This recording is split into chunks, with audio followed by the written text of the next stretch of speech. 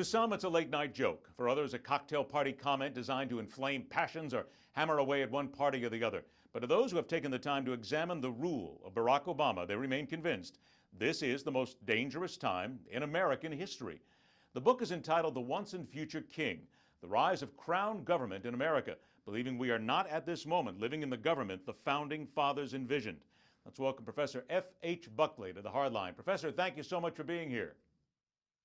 Ed, thank you so much for having me. My pleasure. From the time you first wrote the book to now, how have things worsened, I would guess, when we come down to thinking about this crown government concept of Barack Obama?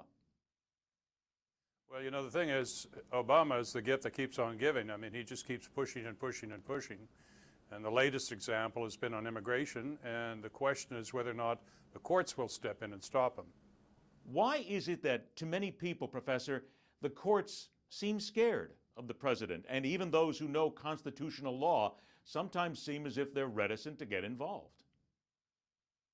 Well, I don't know about the courts. You know, Obama's lost 9-0 in about 20 cases. And when that happens, the courts are saying, we've got our eye on you.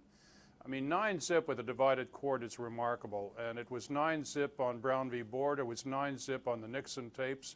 It's been 9-0, and I'm looking to see the possibility of the initiatives in immigration being set aside next year by the court. Let's talk about that. First of all, the immigration side of things. As you look at it from your legal perspective here, what do you expect to happen?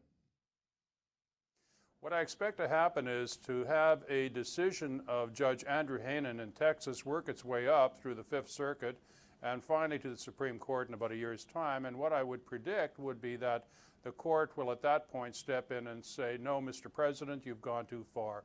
You're making law by yourself, you're ignoring Congress, and you can't do that.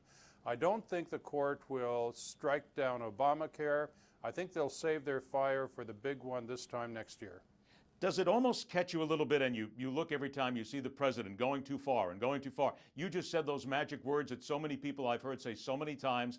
We've got you, Mr. President. However, then the next time, and the next time, and the next time, he continues to go just a little bit farther. To you as an attorney, to you as someone who knows the law, rather, that's got to be frustrating or almost entertaining to watch. Well, it's frustrating, and it's a problem built into our Constitution, which we've struggled with well for 227 years, and now it seems to be running off the rails. There's something a little unstable about the separation of powers. See, what happens is it's like two wrestlers going into a ring and you expect only one to come out. So in Britain, Parliament became supreme and the king became nothing. And in other presidential countries, the president became everything and the legislature became nothing. And up to now, we've had comedy and people, the legislature, the Congress and the president have worked together. But now you've got a president who seems determined to rule without Congress. He manufactures spats, he picks fights with people, he can't or won't do deals, and then he'll say, oh, there's gridlock, I have to do it by myself. You mentioned Obamacare a moment ago, or a couple of the other issues too. We have to go to gay marriage. You wrote an open letter to Justice Kennedy telling him how to craft a gay marriage compromise. Tell us a little bit about that letter and what you put forward to the justice. Well, there are two things that primarily have motivated Kennedy in his decisions. One is a concern for the respect to which people feel they're entitled, and the other is federalism, that is the power of the states. And here I'm suggesting that a compromise would let the states work this one out. In other words, don't legislate same-sex marriage across the entire country. Don't make a rule for California that applies in Virginia or Alabama or Mississippi as well. Plus, if this turns out to be a state-by-state decision, then what happens is if you get married in one state, like California, that has same-sex marriage, and you come to a state that doesn't, the second state will have to respect the marriage. So for gay rights advocates, that doesn't sound to me like much of a hardship. All it means basically is you're going to have to go up to Niagara Falls for your honeymoon. Big deal. My goodness, you're actually making common sense, which is frightening in so many ways. About 30 seconds I have left. Do you think Barack Obama sees himself as king? Say that again. Do you think the president sees himself as a king?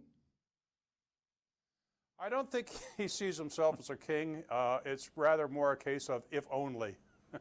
And I think that when we get right down to it, then I think what's happening is a lot of the American people are kind of paying for that if only in many ways. I want to remind everybody again, the book is called The Once and Future King, The Rise of Crown Government in America. And we talk so much about what this president has done, what he has not done, and what he has meant on a negative side to America. It's frightening to look at sometimes. Professor Frank Buckley, thank you so much for joining us. Ed, thank you so much. All right, it is my pleasure. And when you think about it, it is time to continue to look at this administration and still how history will look at it one day. Fascinating book to look at just that. Stay with us. The fastest 60 minutes of news continues.